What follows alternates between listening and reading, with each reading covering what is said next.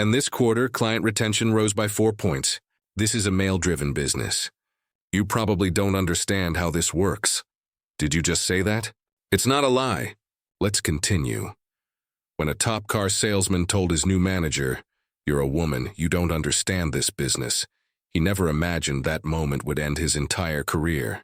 It was supposed to be another easy Monday for Blake Hensley, the man everyone at Ridgeview Motors knew as the closer. He strutted through the glass doors of the dealership like he owned the place, latte in hand, Rolex glinting under the fluorescent lights. For years, Blake had been untouchable. Top sales, big commissions, and a confidence that bordered on arrogance. But that morning something felt different. The usual chatter was quieter. A few of his co-workers were whispering near the service desk, their eyes darting toward the conference room. A new general manager was being introduced, and rumor had it she wasn't like the others. Blake smirked when he saw her name on the agenda, Camille Torrance. He didn't know her yet, but he already had opinions. In his mind, a woman, especially a black woman, running a luxury dealership like Ridgeview Motors didn't fit the picture he'd grown used to. He thought he'd seen it all, sold it all, earned the right to say whatever crossed his mind. Inside the conference room, employees filled the long mahogany table. The smell of coffee and leather mixed with the hum of muted voices. The regional director, Greg Turner, stood at the front, introducing Camille with a polished smile. "This is Miss Torrance," Greg said proudly. "She's joining us from Charlotte, where she led her team to record sales 2 years in a row. We're excited to see what she brings to Ridgeview." Camille stood tall, confident but not overbearing. She wore a navy suit, her hair neatly pinned, her tone composed. "Thank you, Greg," she began. "I've heard great things about this team. My focus will be on customer relationships, building trust, and updating our sales approach for modern buyers." Her voice carried warmth and authority, but Blake wasn't listening. He leaned back in his chair, half grinning, whispering something to the salesman beside him. A few chuckled quietly. Camille noticed but kept her pace. Luxury isn't just about the car, it's the experience. How the client feels from the moment they walk through those doors to the moment they drive off the lot. That's when Blake's smirk widened. He shifted forward, interrupting mid-sentence. "With all due respect," he said, his tone dripping with condescension, "this is a male-driven business. You're a woman. You probably don't understand how this works." The air in the room snapped like a wire under tension. Conversation stopped. No one breathed. The service manager lowered his pen. A receptionist swallowed hard. Camille looked at Blake, not with anger, not even surprise, just steady composure. "Thank you for your input, Mr. Hensley," she said calmly. "I'm sure we'll have plenty of time to discuss our perspectives later. For now, let's stay on topic." Her voice didn't rise. She didn't stumble. She just moved forward, finishing her presentation as if nothing had happened. But everyone in that room knew something had shifted. Blake laughed quietly under his breath, trying to reclaim control of the moment, but it was gone. The team avoided eye contact with him. He thought he'd made a clever remark, a joke maybe. But deep down he felt the discomfort spreading around the table. When the meeting ended, people filed out in silence. Blake grabbed his phone, pretending nothing had happened. A few of his peers shot him nervous glances. One whispered, "Man, that was rough." Camille stayed behind, collecting her notes. Greg walked up to her and said softly, "You handled that well." She smiled faintly. "It's not the first time I've dealt with something like that," she replied. "But it will be the last here." That line stuck with Greg. He watched her walk out with quiet determination, already sensing she wasn't someone to underestimate. Down the hall, Blake was already spinning the story differently. "People are too sensitive," he told the finance manager. "I was just being honest. This business is about instincts, not feelings." But a few steps away, 2 employees exchanged a look that said otherwise. They'd seen the way Camille carried herself, calm, deliberate, professional. They knew this wasn't going to blow over. By lunch, whispers had spread. Some thought Blake had gone too far. Others claimed Camille would get over it. Nobody said it aloud, but everyone sensed something had been set in motion. Camille spent the rest of the day visiting each department, greeting staff, asking questions about their process, listening more than she spoke. She didn't mention the incident once, But when she got back to her office, she opened her laptop and began typing a detailed report. Date, time, witnesses, and Blake's exact words. She attached it to an email addressed to Human Resources and the regional director. Her subject line was simple: workplace conduct concern. Then she hit send. That email would be the first step toward a storm that no one at Ridgeview Motors saw coming. The next morning, Ridgeview Motors felt different, quieter, heavier. Employees weren't gathered around the espresso machine talking about weekend plans. Instead, they spoke in hushed tones, glancing toward Blake's office like it was a crime scene. Blake noticed it right away. Normally, people greeted him with a laugh or a, "Hey, man, how was the game?" But that day, even his closest coworkers gave him polite, awkward nods before turning away. He tried to ignore it, tried to act like nothing had happened at the meeting. But the silence followed him everywhere. Inside his office, he loosened his tie and stared at his reflection in the tinted glass. "Overreacting," he muttered to himself. "Everyone's just being dramatic." Then came the knock. "Hey, Blake," said Lydia Chen, the HR coordinator, stepping into the doorway with her clipboard. "Can I have a quick word?" He forced a smile. "Sure thing, Lydia. What's up?" "It's about yesterday's meeting," she said gently. "There's been a concern raised about a comment you made." "We're doing a standard review," Blake chuckled, leaning back in his chair. "A concern? Come on, Lydia, you've known me for years." "I was joking." Camille knew I was trying to break the ice. Lydia didn't laugh. She just took a note. "I understand. Still, we're required to document it. HR will schedule a follow-up," he waved a hand. "Do what you have to do." As soon as she left, he cursed under his breath. He didn't realize how many people had heard the full exchange, or how many were tired of his arrogance long before Camille arrived. Meanwhile, in her office, Camille was going through her morning emails when she got a response from HR confirming receipt of her report. The tone was formal but clear. "Thank you for bringing this to our attention. We'll begin our review immediately." She closed the email and exhaled slowly. It wasn't satisfaction she felt. It was resolve. She hadn't joined Ridgeview to fight internal battles, but she also wasn't going to pretend she didn't hear what she heard. Around mid-morning, she visited the showroom floor to speak with the sales team. Conversation stopped as she walked by. A few greeted her with cautious politeness. Others avoided eye contact. She smiled anyway, asking simple questions about client experience and inventory tracking. When she walked away, a young salesperson whispered, "She's not playing around." Another replied, "Good. Maybe it's time someone shook this place up." But not everyone felt that way. Later that afternoon, Blake met his friend and coworker, Sean Radcliffe, by the vending machine. Sean was one of those guys who liked to keep peace but never stayed too far from drama. "Hey, man," Blake said, grabbing a soda. "You hearing the nonsense going around?" Sean shrugged. "About the meeting?" "Yeah, people are talking." "Talking about what?" Blake demanded. "I said one thing, and suddenly I'm the villain." "Come on," Sean lowered his voice. "You called your new boss incompetent in front of everyone, man." "That's not gonna fly anymore," Blake scoffed. "She's overreacting. It's corporate politics. HR will do their dance, then it'll blow over." Sean hesitated. "You sure about that?" "Word is she filed it officially and Greg's backing her." That hit a nerve. Blake crushed the soda can and tossed it into the trash. "Unbelievable. I built this place. I'm the reason Ridgeview even hit their targets last year." Sean didn't respond. He just gave a small, uneasy glance and walked off. By late afternoon, whispers had spread beyond the sales floor. The receptionist overheard two finance associates saying corporate had already called for follow-up documentation. Blake caught snippets of their conversation as he passed by. Every sentence felt like an accusation. He stormed into Greg Turner's office without knocking. "Greg, what's going on? I'm hearing rumors that HR's involved now." Greg sighed, closing his laptop. "Blake, sit down." "I'm not sitting," Blake snapped. "I've been here 10 years. One comment and suddenly I'm on trial." "Listen," Greg said evenly. Camille followed proper procedure. HR has to investigate. It's out of my hands. So you're siding with her now? "I'm not siding with anyone," Greg replied. "But I saw what happened in that room." "You crossed the line," Blake glared at him. "You've changed, man. Everyone's changed. You can't even talk freely anymore without someone crying harassment."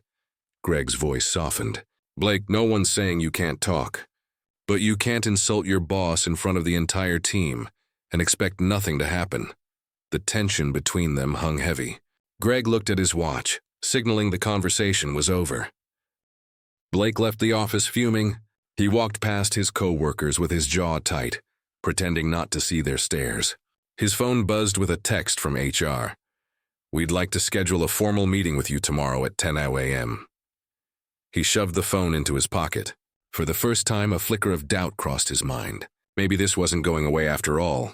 That night, Blake sat in his driveway in silence. The engine idled as he stared at his reflection in the dashboard screen. Inside the house, the porch light flickered, his wife waiting by the door. He couldn't bring himself to go in just yet. His pride told him he'd done nothing wrong, but something deeper, something he couldn't quite name, started to whisper that maybe he'd gone too far. But tomorrow's meeting would make it painfully clear that his career at Ridgeview Motors was hanging by a thread. Blake barely slept. He kept replaying the meeting in his mind. Camille's calm expression, the awkward silence, Greg's disappointed look. Every time he closed his eyes, the scene flashed again like a bad dream he couldn't shake. When morning came, he dressed slower than usual, his hands trembling slightly as he knotted his tie. He told himself it was ridiculous. HR meetings were routine. He'd been through dozens of them over his career, but deep down he knew this one wasn't the same. Downstairs, his wife Janet was pouring coffee. She glanced up when he walked in. You're quiet this morning. Just tired, Blake said, grabbing his briefcase. She frowned. Is it about work? He hesitated. Some nonsense. A misunderstanding. HR wants to talk to me. Janet raised an eyebrow. About what? He forced a laugh. You know how corporate gets. New manager, new rules. I made a comment she didn't like, that's all. What kind of comment? She asked carefully. Nothing serious, just, I said something during a meeting and she took it the wrong way. Janet studied his face for a moment. Blake, you've always been confident, sometimes too confident. Maybe it's time to think before you speak. He sighed, irritation flashing across his face. You sound like them now. I sound like someone who doesn't want you to lose your job, she said softly. He didn't respond. He just grabbed his coffee and left. The drive to work felt longer than usual. The radio was on, but he didn't hear a word. At 10 a.m., he walked into the HR conference room. Lydia was there, along with Mark Sheffield, the HR director, and Greg Turner. Camille wasn't present. That alone made him feel slightly relieved. Morning, Blake said, trying to sound casual. Mark gestured to the chair. Thanks for coming in, Blake. We just need to go over a few things. Lydia opened a folder. We received a formal report from Miss Torrance regarding a comment made during yesterday's meeting. We also have statements from 3 employees who confirmed what was said. Blake leaned back. You're kidding me. People are actually writing statements now? Over one comment? Greg spoke carefully. Blake, this isn't about one comment. There have been previous concerns about your behavior in meetings. What concerns? Blake demanded. Mark interjected. We reviewed your file. There are notes from 2021 about an incident involving a female sales associate, and another from last year about an argument with a customer over a financing issue. Blake shook his head. Those were handled. None of that matters. It matters now, Mark said. This shows a pattern of behavior. Camille followed procedure by filing a report. We have to take it seriously. He could feel the walls closing in. You're all making me sound like some kind of monster, he said, his voice rising. No one's saying that, Greg replied calmly. But you crossed the line. Blake slammed his hand on the table. I built this dealership's reputation. I trained half the people out there, and now I'm getting crucified because someone didn't like my tone? Lydia closed the folder quietly. Blake, we're not here to debate it. We just need your acknowledgement that you understand the situation. HR will complete their review and notify you of the outcome. He stared at her, stunned.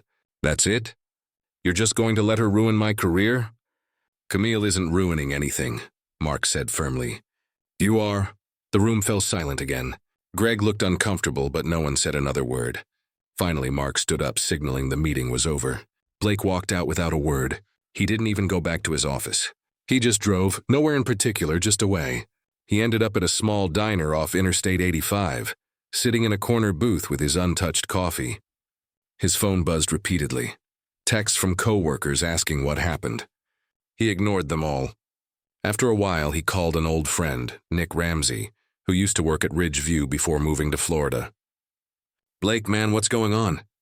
Nick asked. "I saw a post floating around LinkedIn about your dealership hiring a new manager." "Didn't know it was drama?" Blake rubbed his temples. "Drama's an understatement. This woman's got HR wrapped around her finger. Said I disrespected her. Now I'm getting investigated like I'm some criminal." Nick sighed. "You said something you shouldn't have." "I just told her this is a male-driven business." "That's not offensive. That's reality." "Yeah," Nick said slowly. "Except it sounds offensive when you say it out loud, especially now." Blake frowned. "You're kidding me.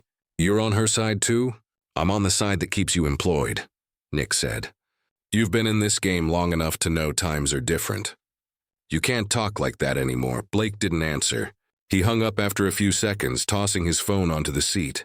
He spent the rest of the day in that diner, staring out the window as customers came and went. The world outside kept moving. People laughed, kids ran to the jukebox. But for him, everything felt stuck. By evening, he finally drove home. Janet was waiting at the door again. "How did it go?" she asked quietly. He shrugged. "They're reviewing it." "Blake," she began, but he interrupted. "Don't. I don't want to talk about it." She nodded slowly and turned away, leaving him standing there in the hallway, surrounded by silence. He poured himself a drink, sat on the couch, and stared at the blank television screen. His mind raced through every conversation, every decision, every sarcastic comment he'd ever made at work. For the first time, he began to wonder, maybe it wasn't everyone else who had changed. Maybe it was him who hadn't. But by the next morning, he'd learned the truth. Ridgeview Motors had already made its decision, and no amount of denial could stop what was coming. Blake arrived at work early, long before most of the staff. He wanted to show that nothing had changed, that he was still in control. He parked his silver BMW right out front in the customer section, like he always did. It was a silent declaration. "I'm still here." But inside, he wasn't fooling anyone. Even the front desk receptionist avoided meeting his eyes. He gave a tight smile and walked toward his office. But a notification popped up on his phone before he reached the door. "Meeting reminder. HR review, 9 a.m. Conference room B," he sighed, straightened his jacket, and walked in with his chin high. Lydia was already there, along with Mark Sheffield, the HR director, and this time Camille Torrance. She sat across the table, poised, her tablet in front of her, hands folded neatly. "Morning," Blake said, forcing a smile. "Good morning," Camille replied evenly. Mark gestured toward a seat. "Blake, please have a seat. Let's get started." He sat down slowly, every motion deliberate, as if to show he wasn't intimidated, but his pulse was racing. Mark began. "We've concluded our review of the complaint filed last week. After interviewing staff and reviewing your employment record, we've identified multiple incidents that reflect conduct inconsistent with company values." Blake crossed his arms. "Let me guess. Someone didn't like my tone again." Lydia glanced at Camille, then back at him. "It's not just tone, Blake. The meeting remark was inappropriate and discriminatory. Several employees stated they were uncomfortable." He laughed quietly. "Uncomfortable? We sell six-figure cars to millionaires. You think people around here are that fragile?" Camille spoke for the first time since he entered. "This isn't about fragility, Mr. Hensley. It's about respect. You questioned my competence in front of the entire team because of my gender. That's not leadership. It's disrespect." Her tone was calm but carried weight. She didn't look angry, just certain. Blake leaned forward. "Look, you're new here. You don't understand the culture." "I was joking. Everyone knows me," Mark cut in. "Intent doesn't erase impact. The company's position is clear." Blake scoffed. "So what now? You writing me up? I'll take the slap on the wrist." Lydia took a deep breath and slid a folder across the table. "This isn't a write-up. It's a termination notice, effective immediately." For a moment, Blake just stared at it, blinking. "You're firing me?" "Yes," Mark said simply. "You're being let go for violation of workplace conduct policy. You'll receive your final paycheck, including unused vacation, within the week." The room fell silent. except for the faint hum of the air conditioner. Blake felt his throat tighten. After 10 years, he said quietly, "This is how you do it?" Greg, who had been sitting near the door the whole time, finally spoke. "Blake, I tried to vouch for you, but there's too much history, too many complaints. HR's decision is final." Blake turned toward Camille, anger flashing in his eyes. "You wanted this, didn't you? You couldn't handle being challenged." Camille didn't flinch. "I didn't want you fired, Blake. I wanted accountability." "There's a difference." Her words hung in the air, sharp and heavy. Blake's face turned red. He slammed his hand against the table. "This place is finished without me." "You'll see." "Please," Lydia said softly. "Let's keep this professional." He stood, towering over the table. "You're making a mistake, all of you." Mark calmly gathered his papers. "Security will escort you to collect your belongings." The word security hit harder than anything else. He froze, realizing that in a few minutes 2 uniformed guards would be standing beside him. While he cleaned out his office, his pride burned hotter than any anger he'd ever felt. He looked around the table one last time, eyes darting between Camille, Mark, and Greg. "You're all pathetic," he spat. "This dealership was mine before any of you showed up." Camille met his glare. "Then maybe that's the problem." For the first time, he didn't have a comeback. He left the room, shoulders stiff, but the hallway felt longer than it ever had. People peeked from their offices as he walked by. No one said a word. His reputation, the one he'd built for years, was disintegrating in real time. Inside his office, security waited by the door. Blake stuffed his things into a cardboard box. Photos, trophies, cufflinks, his framed top salesman award. His hand shook as he dropped his keys on the desk. "Guess I won't be needing these," he muttered bitterly. One of the guards, a young man barely out of college, nodded respectfully but said nothing. As Blake walked out, the receptionist whispered something to another employee. He didn't catch it, but he knew it was about him. Every step toward the exit felt like another piece of his pride being stripped away. Outside, the late morning sun was blinding. He paused by his BMW, box in hand, before tossing it in the passenger seat. He sat behind the wheel for a long moment, staring at the building that had been his second home. Through the glass walls, he saw Camille speaking with Greg, her expression composed, not triumphant. That somehow stung even more. She wasn't celebrating his downfall. She was just moving forward. He slammed his hand against the steering wheel. "Unbelievable," he whispered. 10 years. Gone. He started the engine and pulled away, tires crunching against the gravel. Back inside, Camille returned to her office, closing the door quietly behind her. She took a deep breath, sat down, and opened her laptop. There was no satisfaction, just relief that a toxic chapter had closed. She knew the road ahead wouldn't be easy, but at least now it was clear. But while Camille was ready to rebuild, Blake was already plotting his next move. And the storm wasn't over yet. By the next morning, the story had already started to spread. It began with whispers among former employees, then screenshots of vague Facebook posts, and finally a thread on Reddit titled, "Luxury Car Dealership Exec Fired for Disrespecting His New Boss." No names at first, but the details were unmistakable. Ridgeview Motors. Atlanta suburbs, male senior employee, new female manager. Within hours, people were speculating, guessing who it was. At a coffee shop a few miles away, Blake scrolled through the thread with a sinking feeling in his chest. Each comment felt like another hit. He got what he deserved. Good for her. About time someone stood up to that type. Wow, imagine losing a 6-figure job over your ego. He shut his phone off and stared out the window. He'd spent the last decade building his image, and now it was collapsing in real time. Not because of bad sales or a scandal, but because of one sentence he couldn't take back. At home, Janet tried to be supportive. She brought him coffee, spoke gently, avoided saying the wrong thing, but she was scared too. Their mortgage, their lifestyle, all of it depended on his income. "What are you going to do now?" she asked that morning, sitting across from him at the kitchen table. "I'll find something else," he said automatically. "Dealerships are always hiring." "Not when you've got this following you online," she said quietly. He glared at her. "You think I'm done?" "I think people talk, Blake, and right now they're not saying good things." He pushed the chair back abruptly and stood up. "I'll handle it." but handling it wasn't easy. He called 3 former colleagues that afternoon. 2 didn't pick up and 1 said, "Man, I'd help you, but corporate's nervous. HR is keeping an eye on anyone tied to this thing." Meanwhile, back at Ridgeview Motors, the tension that had filled the air for weeks started to lift. Employees worked with more focus. The atmosphere was quieter, lighter. For the first time in years, people weren't walking on eggshells around the top salesman. Camille noticed the difference almost immediately. She made small changes, updated the client feedback system, replaced the outdated sales scripts, added a mentorship program for junior reps. Nothing radical, just steady improvement. One afternoon, she called a brief meeting to address the elephant in the room.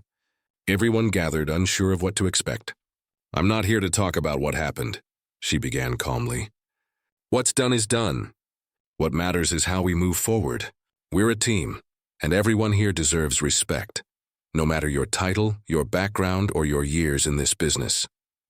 No one spoke, but heads nodded subtly around the room. Even Greg, who had been unusually quiet since Blake's termination, looked relieved. After the meeting, employees lingered in small groups.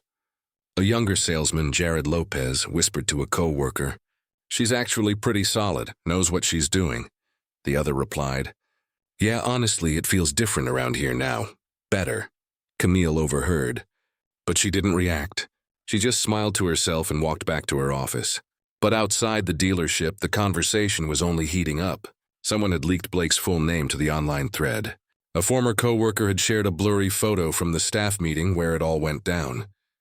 That was all the internet needed. Within 48 hours, Blake's LinkedIn profile was flooded with comments, some mocking, others scathing. A few offered sympathy, but most didn't hold back. One comment read, "When you treat people like props, don't be surprised when they move on without you." He deleted his profile that night. The worst part came when his teenage son, Eli, walked into the living room holding his phone. "Dad, are they talking about you online?" Blake froze. "What are you talking about?" Eli handed him the screen. It was a screenshot from a viral TikTok video, a clip of someone reading the Reddit thread over dramatic music. The caption read, "Luxury salesman gets fired after sexist comment. Justice served." Janet covered her mouth. "Oh God," Blake's chest tightened. He wanted to throw the phone, but instead he sat down, feeling the weight of every decision he'd made. "It's all lies," he muttered, though even he didn't sound convinced. Eli looked at him quietly. "Maybe you should just say sorry, Dad." Blake stared at him. "You don't understand." "Maybe not," Eli said softly. "But people might listen if you did." The words stung because they came from the one person who wasn't trying to hurt him. That night, Blake opened his laptop and drafted a public apology. He wrote, deleted, rewrote. Each version sounded hollow. He couldn't bring himself to hit post. Meanwhile, Camille received a message from the corporate office thanking her for how she handled the situation. "You've set a strong example of leadership under pressure," it read. She didn't reply right away. She sat back, thinking about the balance between justice and empathy. How even when you're right, the fallout still leaves scars. Outside, the evening sky over the city glowed orange and pink, the kind of quiet moment that feels like a new beginning. For Camille, it was.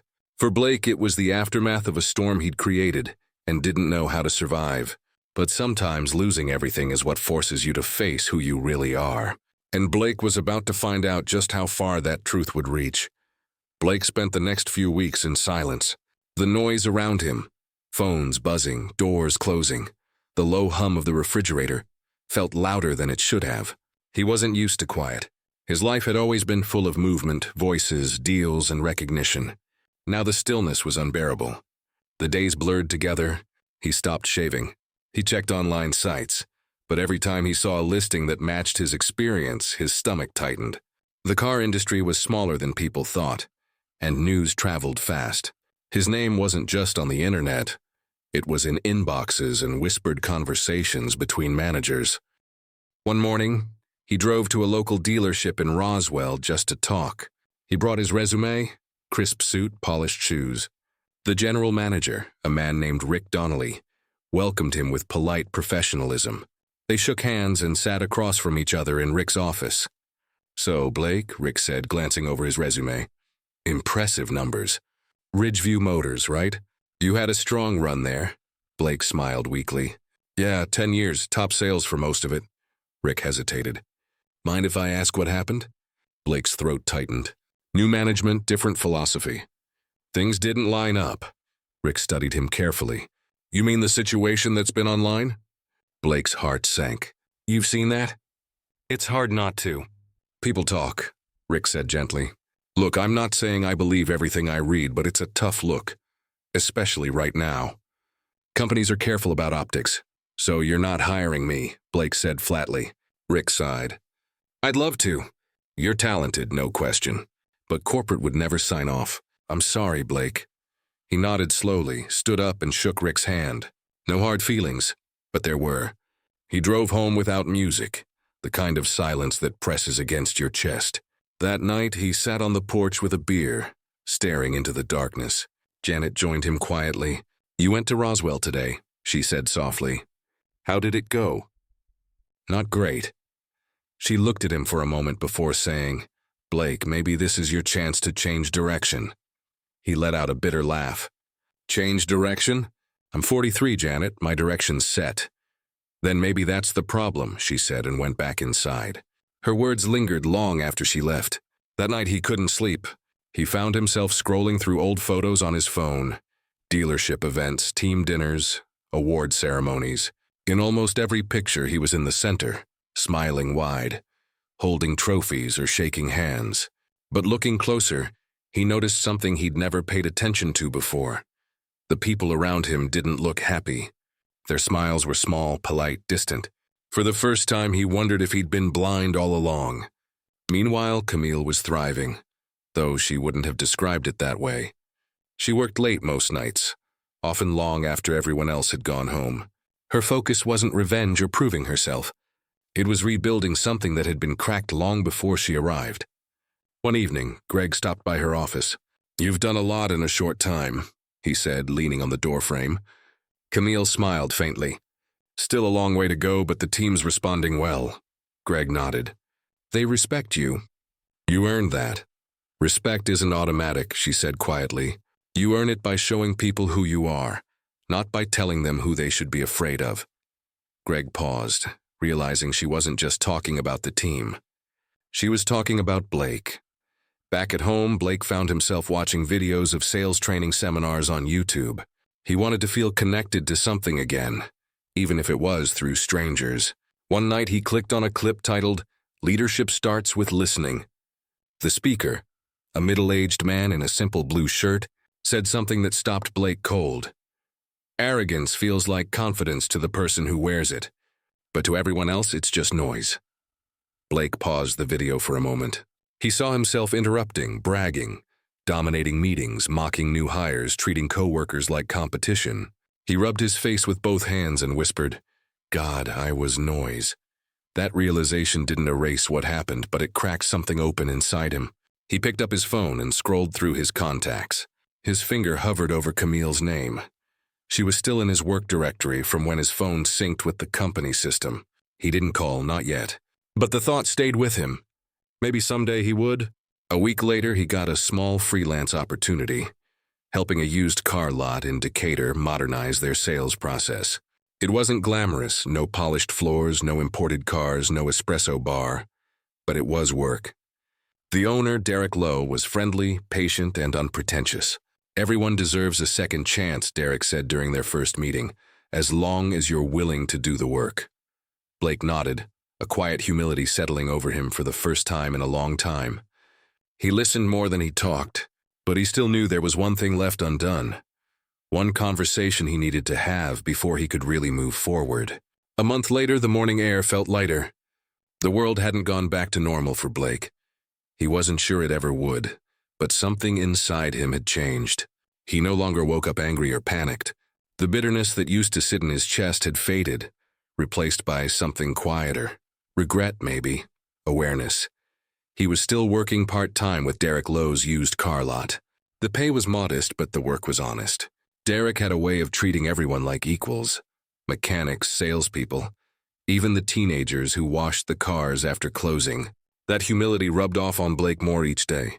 One afternoon, after finishing up with a customer, Blake stayed behind to help a new hire close her first deal. She was nervous, fumbling over the paperwork. "You're doing fine," he told her, his tone calm, patient. "Really?" she said, glancing up. "I feel like I'm messing everything up." He smiled faintly. "You're not. Confidence comes from making mistakes and learning from them. Don't be afraid of that." She nodded, relieved. As she walked away, Derek came over, watching him quietly. "You know," Derek said, "a year ago, I bet you wouldn't have had the patience for that." Blake chuckled softly. "You're probably right." Derek clapped him on the shoulder. "Growth's a funny thing. Sometimes you gotta lose everything to figure out who you actually are."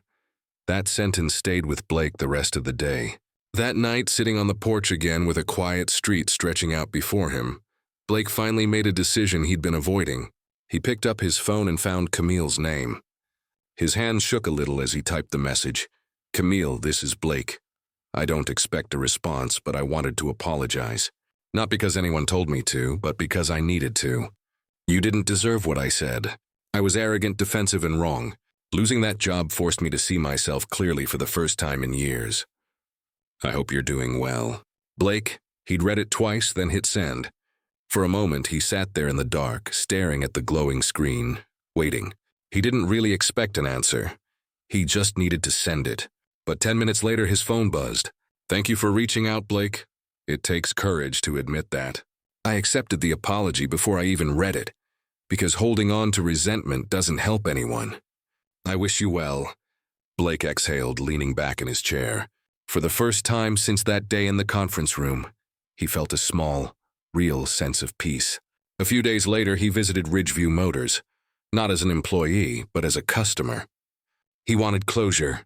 The dealership looked the same, but the energy was different.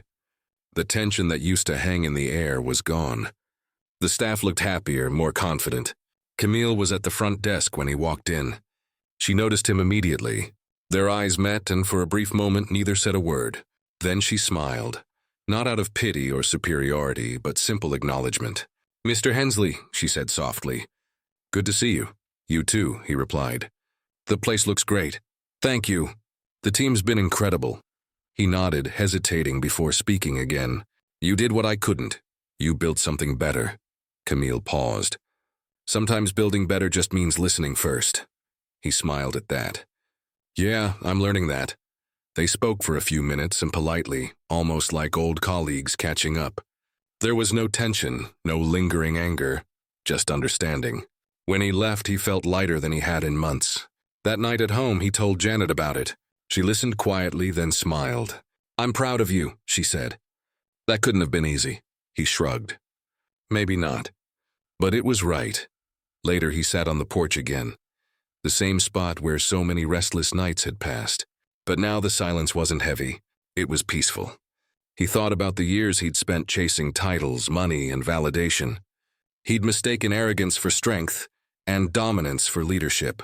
But Camille's strength had been different, quiet, steady, unbreakable. She hadn't fought him with anger. She'd simply stood firm and let truth speak louder. And that's what changed him. The next day at work, when a young mechanic accidentally scratched a car door, Blake didn't yell. He helped fix it. When a nervous customer hesitated on a sale, he didn't push. He listened. Slowly, he was becoming the kind of man he wished he'd been years ago. One evening, as he was locking up, Derek handed him an envelope. "Corporate expansion," Derek said. "We're opening a second lot. I want you to run it." Blake looked up, stunned. "You're serious?" "As a heart attack." "You earned it." For the first time in a long while, Blake didn't feel like he was getting what he deserved. He felt like he was getting what he'd become. He shook Derek's hand, holding it firmly. "Thank you." "Just promise me one thing," Derek said. "Don't forget what got you here." "I won't," Blake replied, and he meant it. As the sun dipped below the horizon, Blake stepped outside, locking the door behind him. Life had a way of humbling you when you least expected it, but also of rebuilding you if you let it. He smiled faintly and whispered to himself, "Guess it's never too late to start listening." And maybe that's the real lesson. Respect doesn't come from position or power. It comes from humility, from treating people as equals, and from knowing when to listen instead of talk. If you've ever seen yourself in Blake's story or known someone like him, take this as a reminder. Growth begins when pride ends. Subscribe for more stories that make you think, feel, and remember what truly matters.